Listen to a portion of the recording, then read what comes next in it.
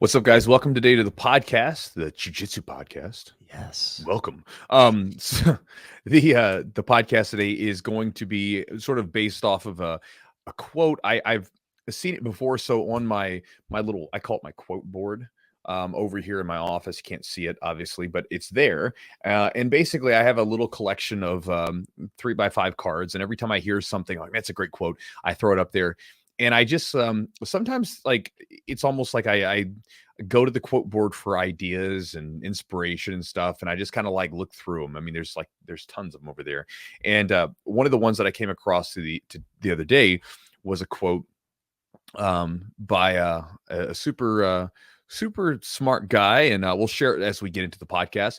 And basically, he was sharing it more for like it had more to do with politics and stuff like that. But when you listen to it, it's like, oh, it applies to so many other levels. And it also kind of goes along with some of the stuff that like I've talked about Emerson, he's talked about and said. And so we'll just kind of talk about it because it's something that I think is actually, it kind of goes back to a situation that a lot of people talk about in jiu-jitsu where like they're always looking for the one solution to fix the problem. Or in a lot of cases, I've had people ask about how, they maybe if they go from focusing on one position to the other, and then all of a sudden they feel that position getting weaker and how to deal with that whole thing. And so we'll kind of talk about that idea and share some different ideas to chew on. And you can kind of take it for what you will. So again, thank you guys for being here. And always thanks to our sponsors for helping make this darn podcast happen so we can actually be here with you guys every week to chat with you about jiu-jitsu and lifestyle, diet, and exercise and whatever else was that we get into. Because obviously we talk about jiu-jitsu, but a lot of the stuff veers into other areas because jiu-jitsu is very much affected by your body. It's affected by your mindset. It's affected by all that stuff. And something that could maybe potentially help you with that off the mat stuff is Charlotte's Web. So Charlotte's Web is a CBD company, and I'm sure you guys are, if you've listened to the podcast, you know this. And again, CBD is a really cool product. It's a really cool supplement that you can add into the mix, and people use it for a variety of different reasons. The main reason that I personally use it, that I found it to be the most beneficial, is for recovery. It seems to help out with my ability to be a little bit more well-rested and a little bit more recovered as far as the way my body feels. And so again, everybody's a little different. Like I know Eugene uses it a little bit earlier in the day to kind of keep a more like level-headed feeling going throughout the day. Mhm. Whereas me, I tend to like it later in the evening to kind of wind down. And again, there's tons of different benefits from it. You can look up the different sort of anecdotal experiences that people have, which can be really useful. And there are more and more studies that are starting to come out to kind of give you an insight as to what it may or may not be doing. Because again, you just never know.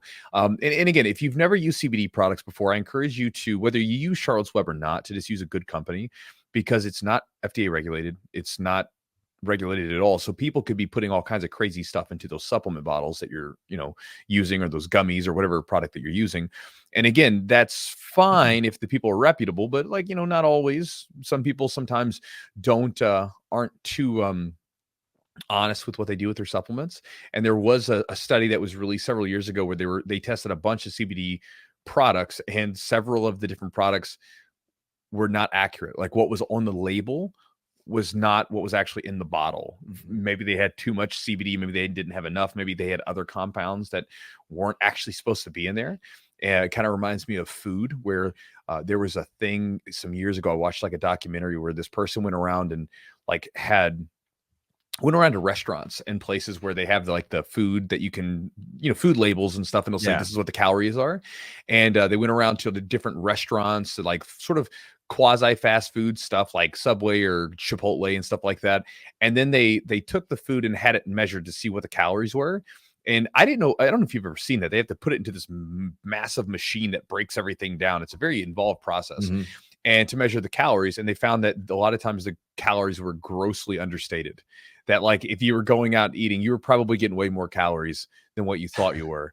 And again, same thing happens sometimes with CBD products. You may not be getting what you think you are. And so again, whether you use Charlotte's Web or not, I encourage you to use a reputable company.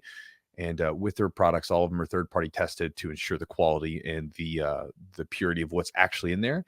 So if you want to check out some CBD and try it for yourself and see what you feel from it personally, try it out. Go to charlottesweb.com. The promo code is Jiu-Jitsu20 for 20% off the order. Also, thanks to our sponsor, Epic Roll. Matt at Epic Roll is a jiu-jitsu practitioner, a black belt who makes jiu-jitsu gear for jiu-jitsu practitioners.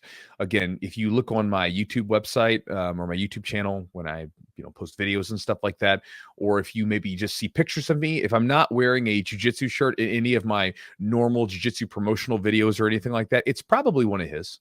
And again, it's because I like his shirts. I like the way that they feel. I like the way that they fit. And I like the designs that he puts out.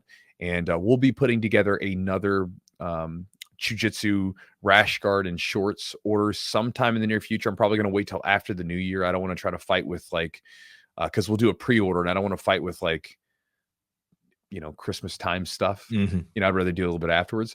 But that said, he makes really good stuff with all the gear too. So the t-shirt's really nice, but along with that, the gear is really nice. I like his rash guards, his shorts, and everything else that he makes. And so I encourage you to, if you have the itch, which most of us as jiu-jitsu practitioners have that itch pretty regularly, to get some new gear, to get some more, jiu-jitsu gear or merchandise, check out his website at epicrollbjj.com.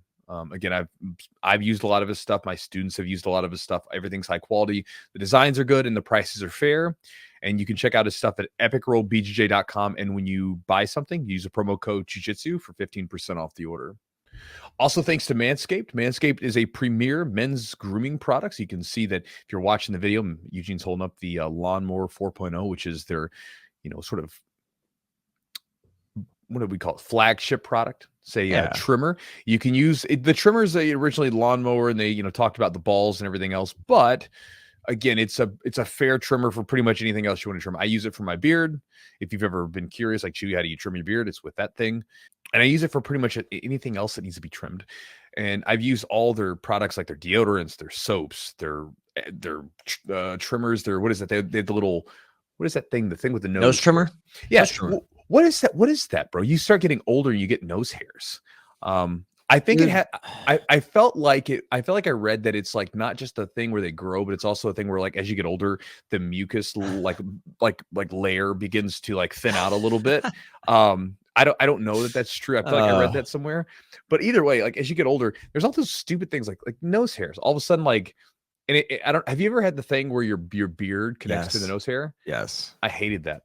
I remember when I would be in the middle of doing my video sometimes at night, back in the day, and I would like try to do a video. Sometimes I'd be in the middle of doing a really good video, and one of my hairs, my nose hairs and my beard hairs would connect and it would start tickling. Oh boy. It's not a problem now. You know why? Because I trimmed those suckers just a little bit. That's right. That's right. But but in all seriousness, if you are a man or you have a man in your life who needs to step up their grooming game, or you'd like to give them a really awesome gift, check out manscaped.com. The promo code on the website, if you want to save 20% off the order and get free shipping, is Jiu-Jitsu20. And again, I encourage you to just go on their website and kind of take a gander and see if there's anything that you're interested in. Everything that I've used from them has been, again, it's like a high quality product. It's something I actually use and I like using. And so that's why I feel comfortable sharing it with you guys. I promise you, ball trimmers was like the last thing that I wanted to talk about on this podcast. But they make a damn good trimmer. So I was like, well, I like it, so I'll share it with people. Yeah. And so that's that. Guys, if you want to support the podcast directly, you can do so by going to our website at patreon.com/the Jiu-Jitsu podcast. You'll get access to a bunch of exclusive content we've done for the podcast for several years with all of our guests, as well as Eugene and I, trying to give you guys some actionable things that you can do for your jiu-jitsu game, as well as some entertaining content that you can just enjoy. Along with that, for signing up, you'll get 2 free bonuses. One of those bonuses is a warm-up routine that Eugene put together, combining stretching and mobility and strengthening to try to target specific jiu-jitsu muscles that get tight, and trying to strengthen the other ones that are maybe too loose. And again, it's 20 minutes. It's very short, and it'll help you out in a big way if you are someone that tends to be a little tight, inflexible, unflexible, and immobile. And you'll also get a seminar that I did several years ago showing you gi and no gi techniques, some of my best gi and no gi techniques that I use in competition, use against other black belts when I'm trying to actually win, and how to do them. And again, some of those techniques are used in both, which can be instructive. And so it was a really cool seminar. So if you guys want to check that out, you can get access to that also by, again, joining the Patreon at patreon.com/the Jiu-Jitsu podcast. And last but not least, guys, you can join my Chew crew and get the daily email that I send out, sometimes daily. I was a little sick recently, so I didn't send out a daily email because I wasn't feeling too well. But most of the time it's a daily email. And you can get that by going to my website at chewjitsu.net/join. And when you join, you'll get access to 3 free ebooks as a bonus. There's a free bonus that you get. And then afterwards, you'll get my daily email. You can keep those free ebooks and unsubscribe at any time, or you can enjoy the emails and get the free offer or the exclusive offers that I give away and some of the different things that I talk about in those emails, which, thousands of people open them every day and they enjoy them. And when I didn't send out my emails last week, I got several messages from people like, "Hey, Chew, where's my email?" Mm-hmm. It's what I do in the morning. I read your emails with my cup of coffee in the morning. So yeah, it's good. But anyway, that's the thing. That's the little pitch for you guys if you want to join my email list. So you can check that out. So with that said, guys, we're done with our our credits in the beginning. So let's get into this idea. So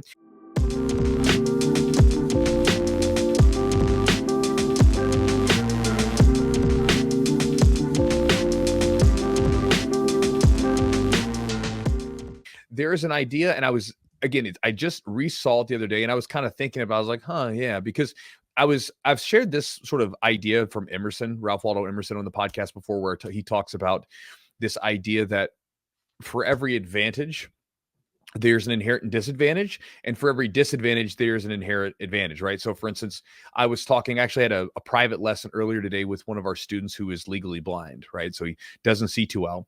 And there's an interesting thing where I noticed when a lot of times privates without having someone else with you can sometimes be difficult because they don't have the chance to visually see what you're doing. They can kind of see but they have to go off of feeling. Now, if the person is a very experienced jiu-jitsu practitioner, their feelings and their sensitivity to their body is very, very good, and they can usually put it together no problem. But he's a blue belt. And a lot of times the blue belts, I have to be a lot more like, no, put your arm here. And I've got to try to put them in the right position while they're trying to do it to me at the same time, even after I showed it to them. But they can't see me as well because they're actually having it done to them.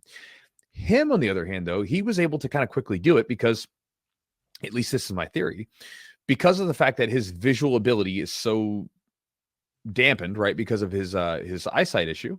He can see, but not very well.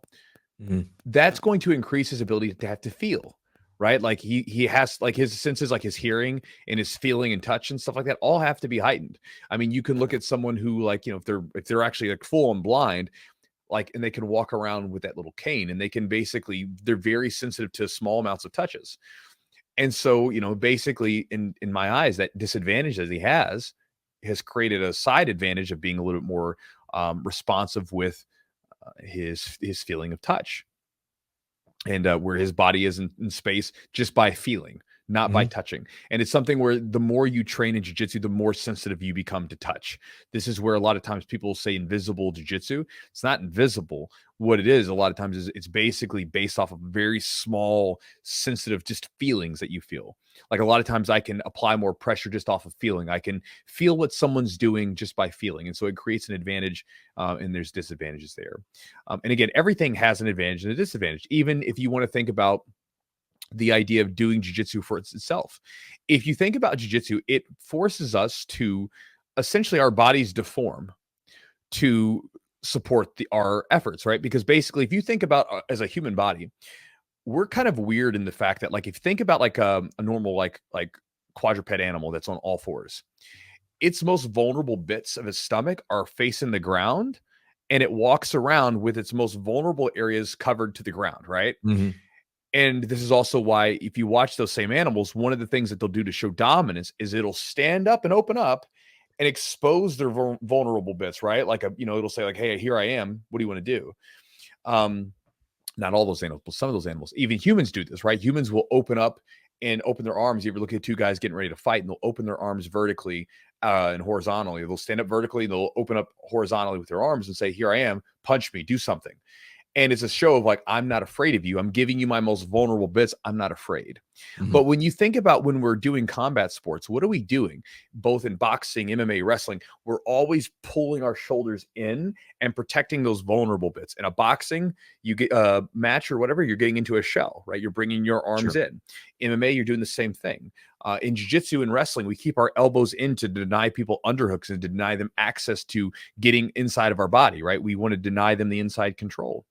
And so our bodies start to develop muscle tightness in order to support that, right? And this is one of the things where this creates a huge advantage for someone doing jiu-jitsu, because one of the things when you do jiu-jitsu, it's not just a technique thing, it's also your musculature working around that to support that, because you start to develop muscle and strengthen those muscles that you wouldn't develop from another sport otherwise, right? It's very different.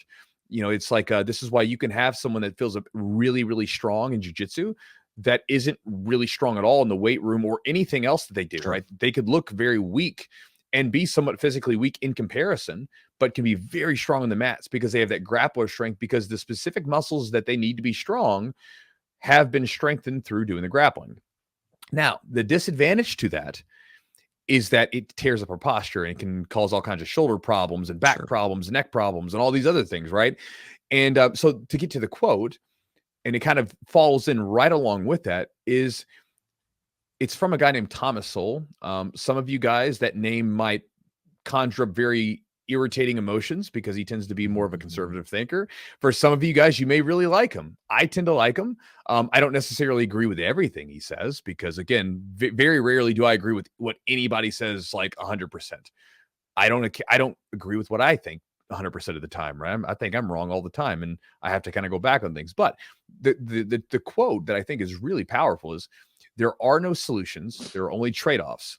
Now, he was saying this in terms to talking about political stuff, and he was basically saying the idea that, like, there's no such thing as a solution, there's just trade-offs, right? And I heard someone recently talking about this as well, where they were talking about like batteries in cars, right? Because it's like, all right, well, you got an electric car, so you're not using gasoline, but your batteries, are mined for the minerals, are mined by like almost slave labor, right? Like, like marginally better maybe. So like, is that okay with you? Are you okay with that trade-off?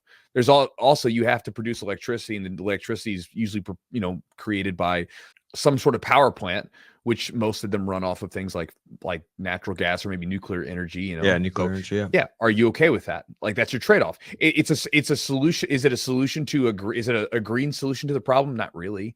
It's a trade-off. You trade off some to the other. And so it's an interesting idea. And when you look at solutions to problems, they're almost always this way, right? When we're talking about problems in the real world, not theoretical. It's always like theoretically it would work this way, but then when in actual action, it doesn't work this way. And when you think about jiu-jitsu, it's the same way, right? Like, there's rarely are you in a situation where you can sort of plug all the holes in your game at once, because you can think of it this way. Let's say that you were training your back mount and you get your back mount to, let's say, level 5, some arbitrary number, but we'll say level 5 is pretty good. Okay. All right. We'll say level 5 is pretty darn good. So you get it to level 5. Well, now you're like, okay, I need to work on my half guard sweeps, because for some reason I'm getting stuck there and it's not working. Great. So I go to half guard sweeps. Well, while I'm bringing my half guard sweeps up, your back mount is going to get worse. Your back mount might drop back down to to level 4, maybe level 3. Who knows? It's still going to stay better than what it was probably originally, but it's always going to drop back a little bit because it's no longer getting the attention that it had once before. And so now, again, you're now making a trade-off where you're like, this is more important to me right now than this is. It's not the end-all solution to your problems. It's just a solution to a problem. But with each solution that you come up with, you always have a trade-off. With every sort of advantage that you try to gain, you create a disadvantage. With every disadvantage you try to, you end up running into, you create an advantage on the backside. And it's always this trade-off. And even in positions, like very, very tactically speaking, every time you roll and you're going for something, you create these trade-offs. Even like, here's an example of like one during that private lesson that I was talking to with the person that I had today. I was showing him a guard passing from top. And there's a point where essentially you have the person's arm extended to where it's not in a submission, but the threat of a submission's there. and then you run your knee to quarter mount, quarter guard. And so now the person's faced with a choice. They can either try to protect their arm from getting submitted, or they can try to push the knee back in to try to regain guard. Which decision do you make? Because each one of those gives me something. If you try to regard, then it leaves certain opportunities open. If you try to get your arms back together, it leaves certain opportunities open. So each one of those is given to give you a trade-off. There is no, at that point, like, there's really no good solution to that problem. You're just going to have to make a decision and see which one you're okay with living with. And then see if you can get good at escaping the next step. Right. And again, we experience that same kind of thing in jiu-jitsu all the time where, we might try to solve the riddle of some person's guard game. Maybe some guy's got a really good guard retention game, and we try to solve that with, a certain type of guard passing. And each one of those guard passing solutions in turn has certain trade-offs that it's, where it's good and not good at, because every guard passing position has certain inherent advantages and disadvantages. And so it's just an idea to consider with your game when you're training, that you're always going to be making these trade-offs with your game as you grow and you get better. You're always going to be making certain trade-offs. And even on a tactical level where you're using a particular technique in that moment, that technique has certain advantages and disadvantages, and there's certain trade-offs. And again, you can even use this when you step off the mat, where pretty much any solution that you try to do is going to have trade-offs. And like, again, even like with if any of you are married, or if you have a spouse or a girlfriend or kids or something, right? You're trying to find these solutions to problems, but really those solutions are nothing more than trade-offs. You're okay with giving up X in order to do Y, right? Like even your son, you brought him to the gym last night, and you kind of made like a little deal with him, right? Like, all right, man, you go train, and after you're done training, while I'm training, you're gonna hang out over there on the benches while Daddy trains, and you can play on your Switch for a little bit, right? So it's a trade-off for him, because he's like, okay, I'm gonna go do this thing, and then in turn, I get this benefit, this reward. I know this is going to be difficult, and I know that I'm going to have to take some time away, but the reward's pretty good, so I'll make that trade-off, right? So it's always that kind of way. Yeah, I think with like that specific situation with my son, people think, and I would think very differently about like allowing him to be on a screen, right? But like to me, it's like, well, if I give him the option, and I'd say, well, you can just hang out at home, or you can go train jiu-jitsu, he might just say, right now he's young. He's not really into the flow of jiu-jitsu. He's not really like making a ton of progress. It's more about him showing up and getting there consistently. Right. And then you're going to start to see a little bit of improvement. You might get a stripe, this and that. Cause he asks me about stripes. Yeah. He's like, Dad, I want a stripe. That kid has a stripe. I was like, well, you got to keep showing up, man. You got to keep putting effort in. I think like it's a trade-off. Cause do I want him playing video games?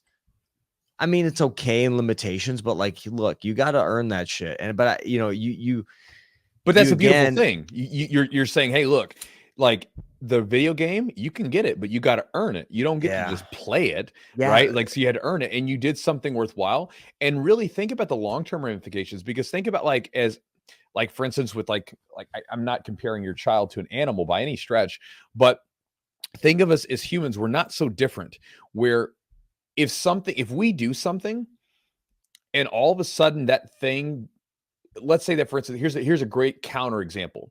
When people come back to the gym for the first time after they've been gone for a while, I always tell them, don't push yourself to the point of puking. I was like, just train. And when you start to feel like you're super tired, just stop. And the reason being is because what'll end up happening is if every time they come in and train, they have to puke, while they're driving to the gym, their body is going to start freaking out, because it's like, every time I go to this place, I puke, and I have this really stressful situation, and they'll start to like have panic attacks and shit. Right. Whereas if you just back off, you're going to basically let your body know, hey, this is actually a fun thing. Right. And then likewise, right. So if you go in and you have a good experience, and it's an enjoyable thing, and you get rewarded for it in some way, shape, or form, later on, in some cases, the reward can be taken away, and you'll still have the good feelings about it, right? I mean, you can think about so going back to the animals and stuff like that. When you train some of them, you might give them a reward initially to get them started with a particular activity, And then you can take the reward away and they'll still do the activity and it still gives them a positive feeling, right? Like when you have a dog, you initially give them some treats, right? With the clicker. And then eventually you take away the treats and then you just do the clicker. And then you just then you just ask them to do something and you rub their face and say, good boy, right? Like, right. And so a lot of times humans aren't so different. If we have rewards that are given to us when we do certain activities, even after those rewards are taken away, we'll still have the subconscious positive feelings associated with them or negative associations, with the feelings, depending on what those experiences were like, especially early on when we're forming those. Yeah, it's like you're trying to create a lot of it's just to create a certain habit or a certain sequence, to your day or a certain regimen. So I think in that instance it's beneficial. That's the same thing with you think about somebody, like you said, coming back to jiu-jitsu or starting jiu-jitsu. You don't want to beat the brakes off them every time they come in because it's just they're going to have a hard time sticking with it. So you kind of give them some good looks, let them move around, allow them to experiment. And I think it again, you're not getting the true, you're not putting it on them. You're like, your jiu-jitsu is, you're maybe giving them an illusion of what their jiu-jitsu is in some ways, but you're also allowing them to work and giving them some confidence there. So I think there's a trade-off there too, because if you're just like, this is what works and this is what doesn't, I'm going to crush you every time until you get better, that's hard. And so I think that trade-off as well. No, it's not fun. And you have to keep it fun. Yeah. Jiu-jitsu wasn't as much, I think initially it's not as much fun in the earlier days. We talk about that all the time. It wasn't as much fun.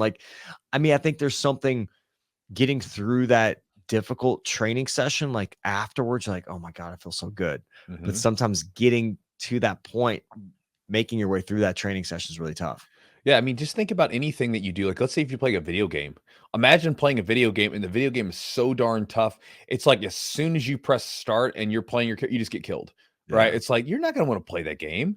You know what I mean? So, but if the game, actually in video game theory, I remember listening to a video game designer talk about this. I think video game design is really interesting and fascinating because how can you make someone become addicted to this little thing, right? It's very interesting. But one of the ideas is that you give people several quick, easy wins early on. Sure. So that this way they can feel that momentum of forward progress. And then basically there's an idea that they have, which is you can think of them as either compulsion or propulsion loops. The particular designer thought of it as propulsion loops because he's like, compulsion loop sounds too much like drug addiction. Yeah. But basically it's a propulsion loop where if you feel like you're making forward progress in something, you're more motivated to keep doing it. And so you keep going. And if you think about video games early on, what do? They use little rewards early in the game to kind of keep you going. Hey, you're doing a good job. Here's you level up a little bit faster and you get special things or whatever. And then after a while, it slowly becomes more and more difficult. Or even in certain periods, what it'll do is the designers will make it more difficult and then make it a little bit easier, a little bit more difficult. And they'll give it this bump that sort of trends upward, but they give you periods of time that are hard and then come down. And this isn't unlike life, right? Because I mean, for the most part, life is kind of a game. It's just poorly designed, right? So I mean, you can think of education as an example. When we go to schools are basically a game where you have you work on it, you grind out to get better grades and stuff like that and to do your work. And then eventually you have mini bosses that are tests, and things like that. And again, the only thing is it's not done well, so it's not very, it's not designed very well. It's not designed. It's an old system, by the way. I mean, the way that we have our schools designed now is it's an old model that should be completely redone.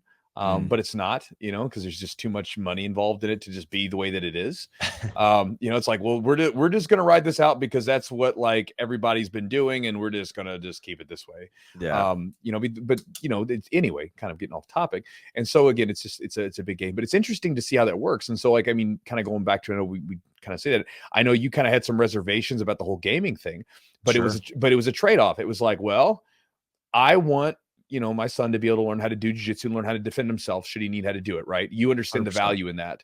And, again, I don't want him sitting around playing video games all the time, but hey, if I can make this experience enjoyable for him and he's willing to work hard to get the right to do that, then like it's kind of a trade-off. It's like, okay, well, you worked your butt off and here you go. You can play this while I do this. And I think that, he did a good job of being a young kid who was over there kind of to himself. He wasn't disturbing anyone. He was just having a ball. And so it's a good example of using maybe something that he really wants and then making that trade-off with what you want him to do, right? And kind of getting there. In a selfish way, it's like I think stepping away on Tuesday nights, I'm gone pretty much like all evening.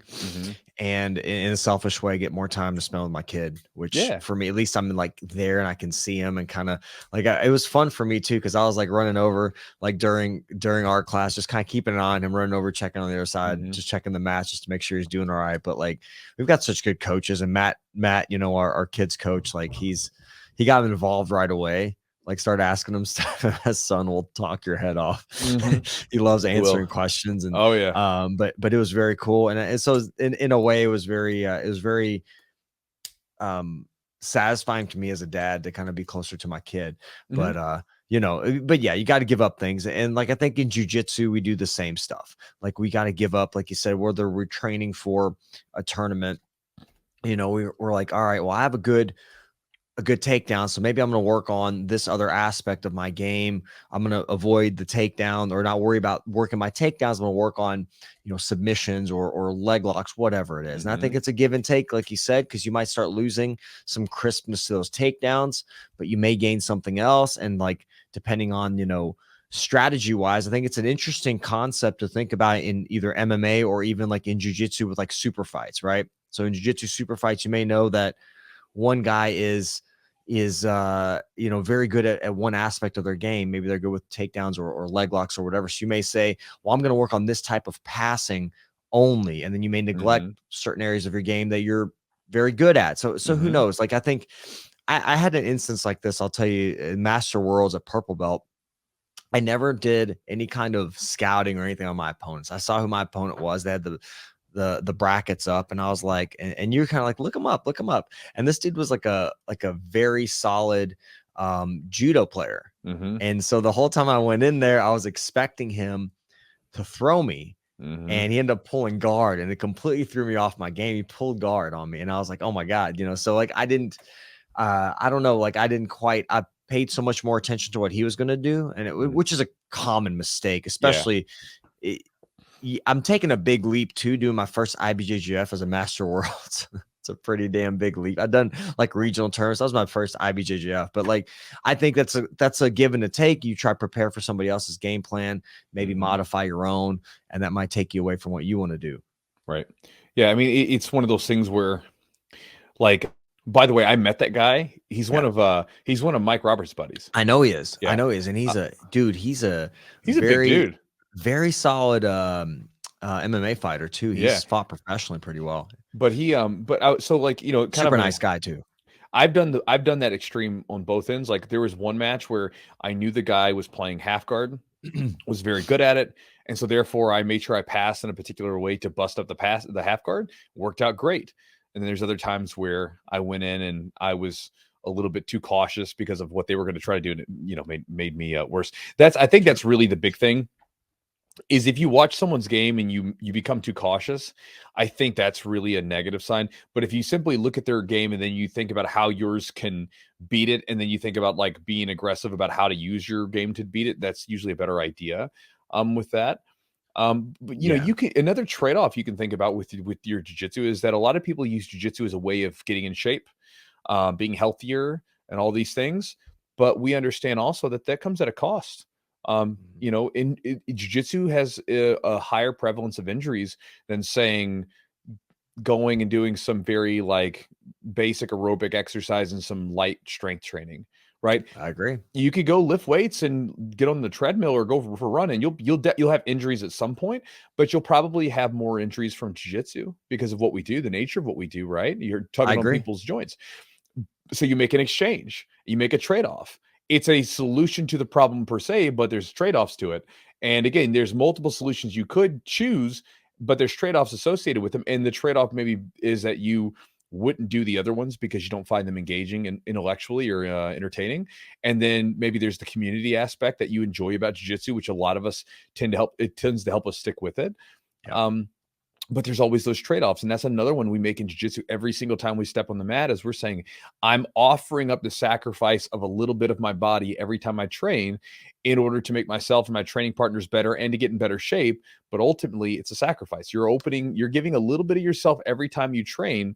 And again, that's something to consider as well. Yeah, that was a powerful thing. You said those words during a black belt promotion or during promotions, but it was one of our black belts. And like, I think that it's very true. Like, I think we want to do that. Once we find a community we love and we care about these people, you're willing to give a piece of yourself to them because you know they're going to do the same for you. And that's the only way you're going to get better. You can't get better. You can get better to an extent, but you can't get to the highest level just training by yourself or having a practice dummy or exercise ball, you know, doing solo drills. It's just not going to happen. You have to have you know, someone that's willing to give their effort to you as well. And the other thing, you know, the thing with jiu-jitsu, how do you get good at jiu-jitsu? Well, you train, you put the hours in, you put the miles on your body. The problem with that is if you do it too much, too fast, you can burn your body out. You can break your body down to a point where, you know, you're trying to push it so hard that like you can break it down and you don't get the most out of it. So like, how do you get better at jiu-jitsu? Well, you train a lot more, train harder, but how do you do that in a smart way? Do you take the time to recover, which is maybe days that you're not training or doing something else like strength training that you don't necessarily like as much or enjoy as much? And I think it's that figuring out the amount and figuring out what works and how to balance that situation. We talked about, you know, balance as an illusion, right? It's more a design. And that's an interesting conversation you and I had. It's on the Patreon, but like, it is about design, how you design your jiu-jitsu training, right? How do you want it to be? How much drilling do you do versus rolling? Rolling's a lot of fun, but are you going to get all that benefit if you just roll all the time and don't do any positional sparring or drilling with a partner? You know, that's kind of one of those things you have to look at as well. Well, and see, there becomes another trade-off, right? Because, so for instance, like if you talk to a lot of old coaches, like old boxing coaches, old MMA coaches, guys that, you know, were kind of there, like especially in MMA, kind of there in the early generation, hard fighting sparring, right, is incredibly beneficial. If you want to get better, getting into the gym and banging it out will make you you will rapidly get better at fighting because you have to, right?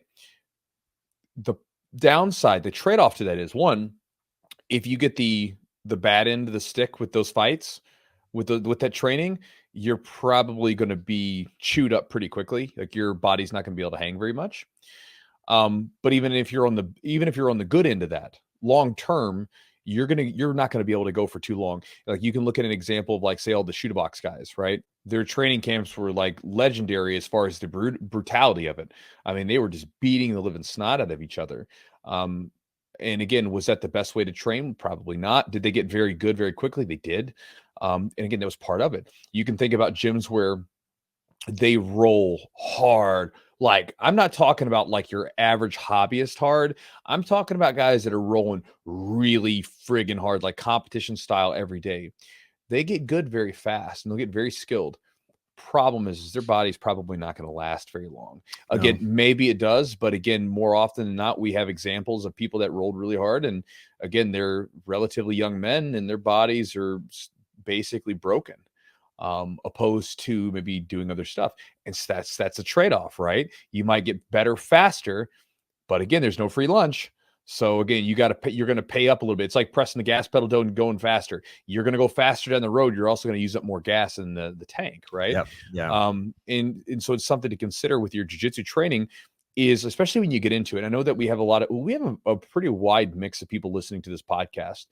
And so that you could think about these trade-offs in multiple different periods and phases of your training. Like when you're new, you get into jiu-jitsu and you're just so darn excited. You want to train every damn day. And I get it, because like whenever I do new tasks or new skills that really grab my interest, I get eaten up with them, just like I did with jiu-jitsu. Like jiu-jitsu is always at this like constant like enjoyment, and I'm always studying and stuff like that, but it's kind of a constant rhythm. But then when I get into something else, it's like all of a sudden I feel that like newness, that novelty. So most recently, Jess and I have been doing horse riding lessons for the last few months. She grew up around horses when she was young. it's very new to me. And I'm very like into it. I'm like, this is fun. And I Yeah. mean, I'm all in. I've got like I got my new jeans I can ride in. I got my boots and everything else. And we're doing the Western ride. I'm having a ball, bro. And I'm It's just, awesome. and if I could, I would do it like almost every day. I would Really? squeeze, dude. I would, if I could, I'd squeeze an hour in somewhere in the day and just squeeze it in there, right? Because it's fun, but I can't because again, our coach can't do that every single day. You know what I mean? But for me, I would be like, let me do it like 3 times, 4 times a week, but I can't because one, I don't have the time for that period. I just don't. But also, the person can't do it, so they've got 2 factors working against me, and so it's probably a good thing. But with that, I have to make that trade-off, right? Like this is always going to be something I'm just dabbling in, I'm playing around with because I don't have the time to devote to it to really get into it and be really good. And so for some of you guys that get into jiu-jitsu, you have to kind of be honest with yourself. How old are you? Like what kind of situation do you have? You're with family, work, life, everything else. You may not have the situation to be in there 5 days a week. And so that means that you're never going to be the best person on the mat, and that's okay. Like I mean, I used to like when I was like doing these riding lessons. I mean, there's kids. She has kids, these teenagers and young teens that like can do stuff I can't touch with these horses because they train all the time. I don't.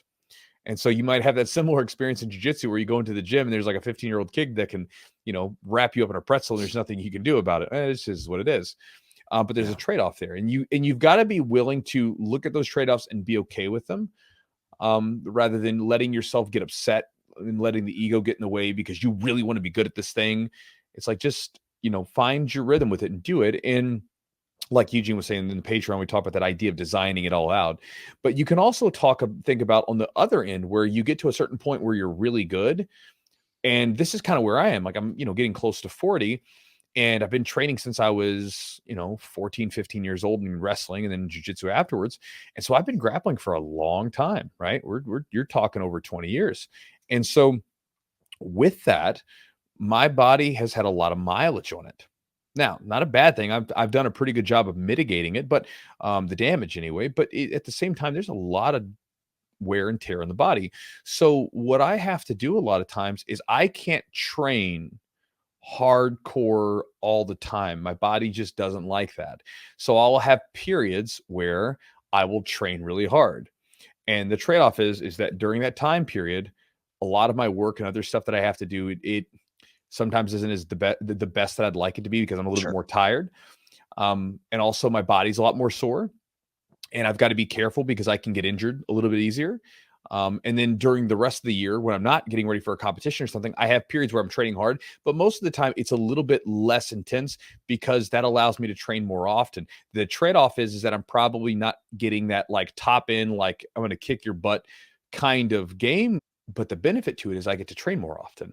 And so I'd like to train more often than not train as much because I'm always injured, right? Mhm. And that seems like a very simple trade-off when I'm listing it that way. But I know several guys who are my age who have basically, they always trained really hard and they either couldn't stop training really hard all the time, or and they got injured and got hurt really bad, had like neck issues and stuff, or they're still training like that and they're just injured all the time.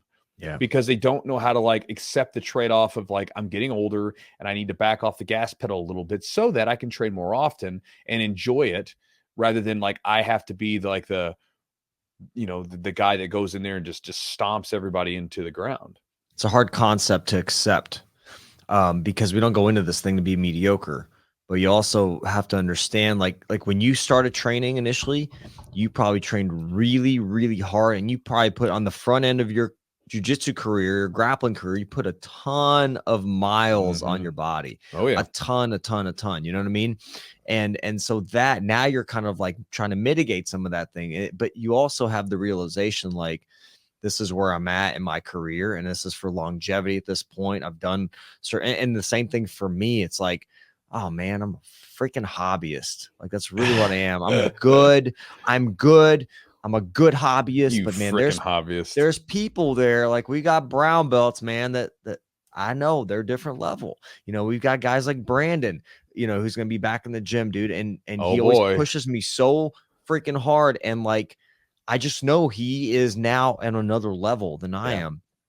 And I have to accept that. And I can't look at the belt and say, well, shit, he's a purple belt, but like, it's hard because you see this growth and you see this evolution of people in a different stage of their lives. You have to accept that. If you compare yourself, if you want to do that, you should compare yourself to people in the same kind of demographic, the same situation you're in. It's like there's guys that do this and women that do this, and they can do it full time. They plan on doing it full time, be career grapplers and things like that. And I think they're professionals, and that I am a professional in a different field, so this is going to be always something that I love and I want to get good at and get better at, but I don't know if I'll ever be able to get to that level, and I have to accept that.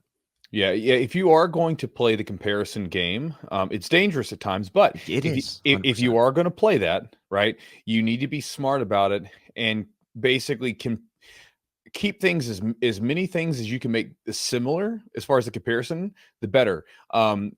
Again, this is just because I read some of his stuff recently. Like Sowell was talking about how like a lot of times when different political pundits and stuff like that will use comparisons. They'll say, well, this group is doing better than this group, or, this gender is doing better than this, whatever.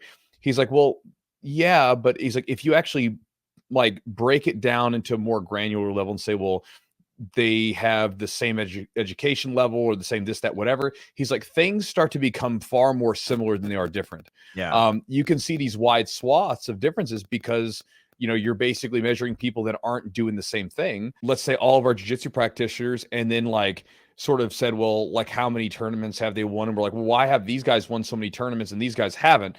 And then it's like, well, there's so many differences there because those guys are 25 years old and they're training all the time. Those guys are hobbyists, right? Like, so you've got to make as many things as similar. And so if you're going to compare yourself to people in your gym, it should be people that are on the same sort of path as you. Are they guys that maybe like you? Are they people that have 2 kids? Are they people that have families? Are they people that like have full-time jobs and have, a career where they're a doctor in their field and have dedicated a lot of time to that? Are those kind of similarities there? Because otherwise it's like, one of the worst things that you can do in jiu-jitsu, if you're like, especially if you're a little bit older, is try to compare yourself to early 20s, mid 20s, when people are getting into their physical peaks and their attention span is so much more directed on an activity because they have less responsibilities in life. It's like, well, that's a tough task for anyone to measure up to. Yeah, I agree. So there was a guy that asked me about like injuries in the ADCC, because a lot of guys were getting leg locked or sitting in leg locks, fighting out of deep leg lock positions, were kind of in trouble, and they were coming in the next day with tape and things like that. He's like, well, what do you think about that? What do you feel like? Is that good? I mean, it's kind of an obvious question. Is that good? Or what do you think about that? I was like, look, these athletes have probably trained their whole lives. They're the pinnacle of jiu-jitsu. ADCC to me is the most prestigious grappling tournament in the world. Specifically grappling. So these guys are willing to take an injury to fight another day, right? To make it to the next round, to not lose. Like, they're willing to take injuries and get taped up and whatever. Now, it's good for the short term, but long term, obviously, they could be damaging. They could be causing damage to their joints. That could be, in some instances, some injuries could be career altering. But for the time, for this moment, they're doing it. They're sacrificing, their leg or their joint to be able to try to win this tournament or this competition. Right. And I think that like, that's that trade-off, right? Well, I'm going to give it everything I have. Like, I'm willing to die on these mats, and I'm not worried about what's going to happen. I'm not worried about the trade-off as how badly I get injured now. If I can make it through and win, what my life will look like after, what my longevity in jiu-jitsu is going to look like if I have this terrible injury or something. Right.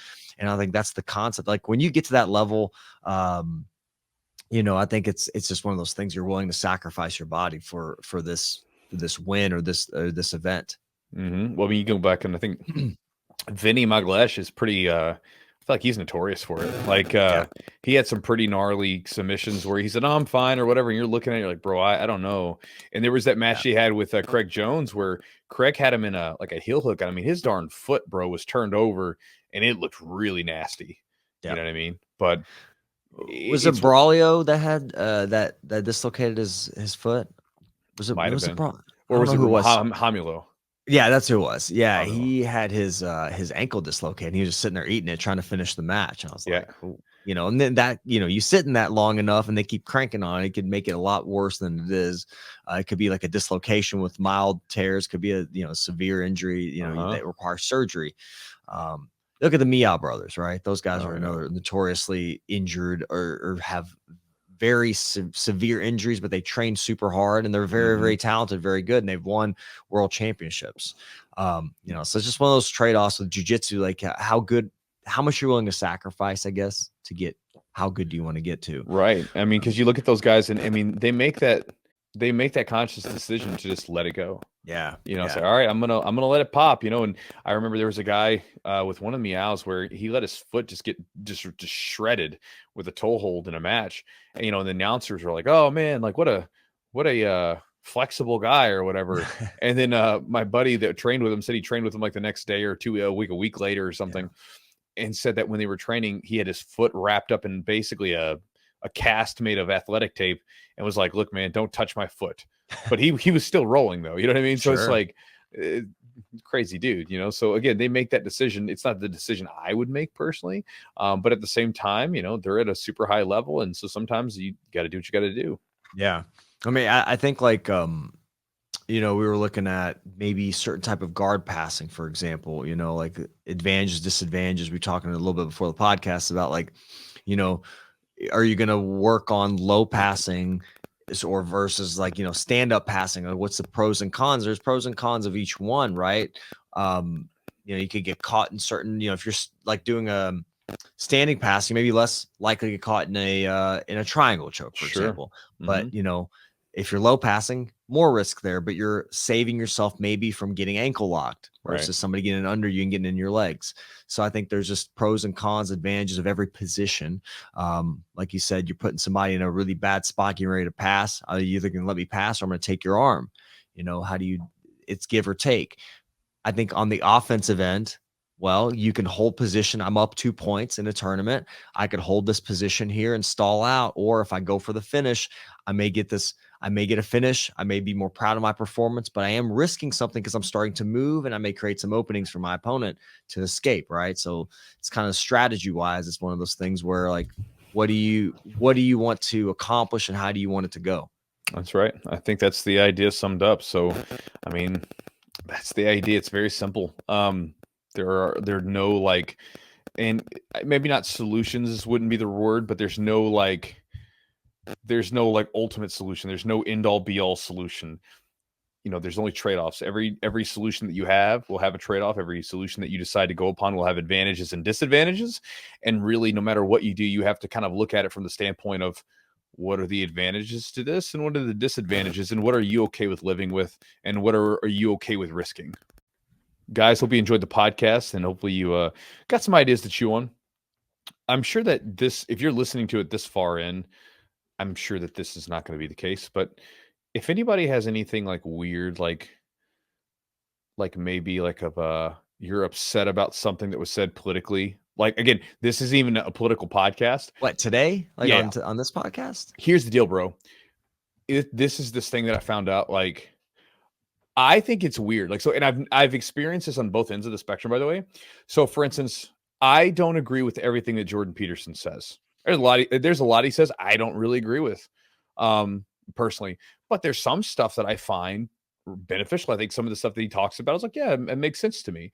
And I remember sharing an idea, and someone like I got all kinds of messages for people were just I can't believe you would like talk anything about that guy's whatever, and they're super angry. I'm like, this is the idea that I like. I like this idea. And then recently I posted, and so obviously these are people that we would consider, if we want to give them that term, on the left side of the political fence, right? Well, then the other day I posted, I was reading I finished up Arnold Schwarzenegger's autobiography called Total Recall. As a business standpoint, very valuable, lots of really good marketing lessons and like promotion lessons and stuff like that. Because I mean, the dude made his money early on in like the mail order business, selling like little like muscle building catalogs and Hmm. workout programs and stuff like this, and books and videos and stuff like that. And then he also made it in real estate too. But that mail order stuff was one of the things that helped fund the real estate. but along with his movies and stuff. So I'm, reading about this. I'm like, oh, there's lots of good lessons in there, right? And so I shared one in one of my emails, or I shared the fact that I was reading that book in one of my emails, and someone was like, I can't believe you would promote that woke bitch's book, right? And I don't pay attention to politics enough, so like I didn't know that like Arnold was woke, so whatever. But I'm like, even if he's like cuckoo crazy and I don't agree with him politically today, that doesn't invalidate the stuff that he has had in his whole life experiences that could be useful. You know what I mean? And so I always find it funny because it's like anytime anybody does anything, especially in this sort of the world that we live in, if all of a sudden, if that person then shares one thing that they don't like, it like people just decide to wipe everything away from them. And then like, they just, I hate this guy. I don't like him anymore. He sucks. He's terrible. Da, da, da. And it's funny because on both ends of the spectrum, both sides of people that are kind of on what I would consider the extremes talk about the importance of being either tolerant or the importance of like having people have free speech. It's like, well, then let them speak. And if you don't like it, just run your way over here. But anyway, the reason I say that is because like the guy that I said today, the quote Thomas Sowell sometimes is he's very much a conservative thinker, not conservative in like crazy, like right-wingy, whatever. It's very much like a conservative as in like libertarian, like leave me alone. Like let the government, which is what I would consider myself more of like, I don't like a bunch of the government. I'd rather be left alone rather than like, hey, we need to have more government intervention for everything, right? But I share that just because I know sometimes I've talked about him before to people and they're like, oh, I hate that guy. You know what I mean? And he can sometimes espouse certain emotions in people. So that said, if you don't like him, that is completely okay. Don't send me a message about it. I don't care. Okay. I'm just letting you know. Like if you send me a message, because I get them every now and then, I don't care. I'm not going to read it. If I see something like that, I'm going to look at it and I'm going to be like, this is silly. If, obviously if you have ideas and stuff like that, that's fine that you want to share, completely okay. But don't get into an emotional frenzy and send me a message because I'm not going to respond to that.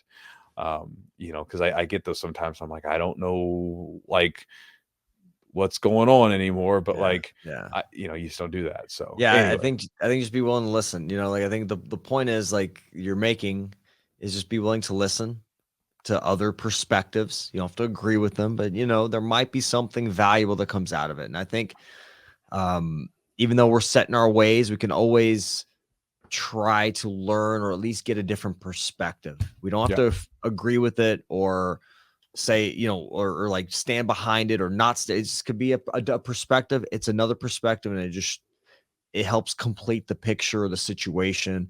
And I don't know, like, I think that there's something valuable in that quote. I read a lot into it as far as like when we were talking about it, there's a lot of crossover into jiu-jitsu and into life and into just even parenting, right? So there's a lot of crossover. Take that idea, take that quote, don't worry about the person per se, but take the idea and use that to catapult yourself into like a different line of thinking or even a way to kind of adjust how you do things or whatever. Right. And again, the idea for me is a lot of times like if you want to get respect from someone, be willing to give it. Yeah. And if you would like to get people to listen to your ideas, be willing to listen to theirs too. Because like when you give, you get it back. That's the way that it works. And it works far more power. Like you can get someone to actually listen to you and consider your ideas more powerfully if you actually listen to what they say and then like kind of hear what they've got going on. But if you come at someone and start screaming at someone or telling them how stupid they are or whatever, they're just going to tune you out. They're just going to turn it off. Now that said, on kind of a fun thing, I didn't plan on doing this, but this just popped in my head. I get random messages on Instagram, different social media. My assistant sent me this one the other day. I thought this one was fun, so I figured I'd share it with you guys. This comes from some guy who has obviously a throwaway account. It's not a real account. Yeah. But it says, quote, "Hey, Chewy brother, blue belt here, young wrestler type. Here's the thing, man. I think if I came into your gym, I could run roughshod on a lot of your students. Here's the thing, man. I think if you and me rolled, I might be able to take liberties with you, and without you being able to stop me, I think I'd be able to submit you, Chewy. Then all those internet fanboys would have their hero crushed." Oh, End quote. I think these are funny. So funny. How often do you get that kind of stuff? Yeah, like once a week. Really? Yeah. Like I had one that was from a couple weeks ago. I had one on yesterday where the person was asking me if I would like take more pictures with my shirt off. There you go. I was That's like, all right. Nothing wrong with that. Okay. yeah, I was like, no, I'm not going to do that. I'm not here to like pose. But I just find it funny. It's so silly. Like I always wonder, what do those people look like? You know, like who's sending me this message? You know, is it like one of my students just messing like with me? trolling you? Is it one of my students trolling me? Because I could definitely see some of my students doing that. Yeah. But also is it just like some like person that's like some dork in the basement that's just mad? Or is it like an instructor who's jealous of me being very popular and their students are watching me on YouTube being like, damn it, I hate that guy. Why wouldn't they just come out and say it? Like, you know, guys, people, not individuals that are successful don't need to do that. Well, of course. They don't do that shit. Well, of and course. It's funny. You're obviously not successful. If that's the kind of message you send, you have an inferiority complex. You're not if you have to say I'm a this and that and I'm going to ragdoll you or whatever they said, like, then you're obviously don't believe in yourself and you're just trying to step on somebody else to improve yourself. And that's never going to get you far anyways. Yeah. That's what we call downstairs trolls, you know, like that's a downstairs troll move. Like when you're like doing something like that, obviously you're on a place of low level. And so you're barking up versus like right now we're all kind of laughing at this. This is upstairs trolling. Yeah. Because we're up here kind of like making fun of it, looking down at it like this is silly. Of course it is. There's the difference. It's the no liabilities thing. That guy that like messed with Chad and the whole thing came out of that. That like I would like whoop you, no liabilities, you know, or something. Chad's bro, like, come Chad on. he actually had to have like someone like it got thrown out, but he had like a cease and desist letter at one point because there was some clothing brand that was called No Liabilities, and they like sent him a cease and desist letter, and he was like, go kick rocks. So funny. But again, hopefully you guys enjoyed the podcast. I don't know why we got in there into the weeds afterwards, but just sharing a couple ideas with you. Thought it was funny. Yeah. But again, guys, if you want to support the podcast, you can obviously go onto YouTube and subscribe. You can, if you are using a podcast app that has something where you can give us a positive rating or review, it does help. It helps big time. So if you'd like to support the podcast, you can do it that way and take 2 minutes out of your day to do that. But if not, you can also support the podcast by checking out some of our sponsors. Charlotte's Web, you can check them out at charlottesweb.com. The promo code to save 20% is Jiu-Jitsu20. So whatever you get, whether it's the gummies, the tinctures, the balms, whatever it is that you're interested in, I encourage you to try it for a month and see what kind of effect you have, or how CBD has on you. And then again, use Jiu-Jitsu20 to save 20%. Also, Epic Roll. You can check out at epicrollbjj.com. So if you are interested in getting some really nice looking and high quality jiu-jitsu gear, jiu-jitsu merchandise, like stuff to wear, like shirts and all that kind of stuff, anything like that, and you'd like to save a little bit of money doing it, you can go to Matt's website at epicrollbjj.com. And the promo code is jiu-jitsu for 15% off. Also, if you guys want to step up your grooming game, if you're a man or if you have a man in your life that needs to step up their grooming game, or if you just want some really nice products to give to a man in your life or to give to yourself as a gift, maybe you want to like treat yourself to a gift, like we were talking about earlier, giving yourself a little reward for doing something. Maybe you want to give yourself a little reward in the form of some really nice grooming products for men.